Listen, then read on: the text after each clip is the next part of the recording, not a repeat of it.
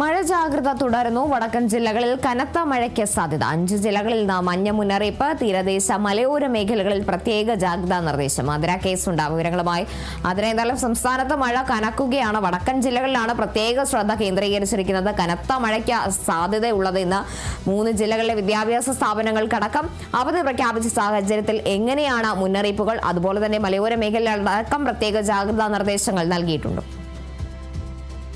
കാർത്തു, ഇന്ന് സംസ്ഥാനത്ത് മഴ മുന്നറിയിപ്പ് തുടരുകയാണ്. സംസ്ഥാനത്ത് പരക്കെ മിക്ക ജില്ലകളിലും മഴ ശക്തമായി പെയ്യുകയാണ്.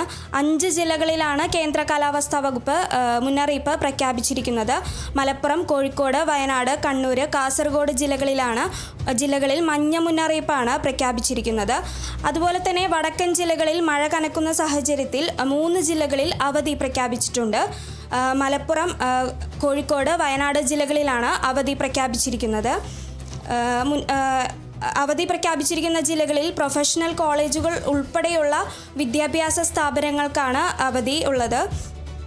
അതുപോലെ തന്നെ അങ്കണവാടികൾ, ട്യൂഷൻ സെൻ്ററുകൾ, മദ്രസകൾ എന്നിവയ്ക്കും അവധി ബാധകമായിരിക്കും.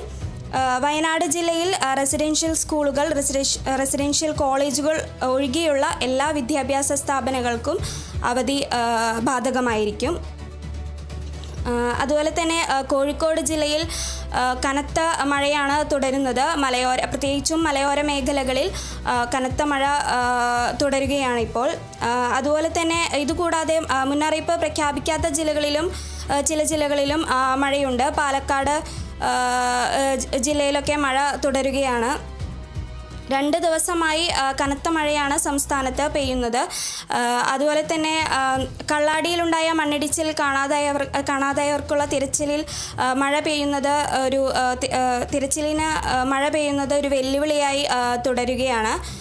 അതുപോലെ തന്നെ ചുരം മലയോര മേഖലകളിൽ രാത്രി 7 മുതൽ രാവിലെ 7 വരെയുള്ള യാത്രകൾ പരമാവധി ഒഴിവാക്കണമെന്ന് മുന്നറിയിപ്പുണ്ട്. അതുപോലെ തന്നെ തീരമേഖലകളിലും മലയോര മേഖലകളിലും പ്രത്യേക ജാഗ്രത പുലർത്തണമെന്നും അറിയിപ്പിൽ പറയുന്നുണ്ട്. കാർത്തു, ശരി, വ്യക്തമാണ്. ആതിരയാണ് വിവരങ്ങൾ നൽകിയത്.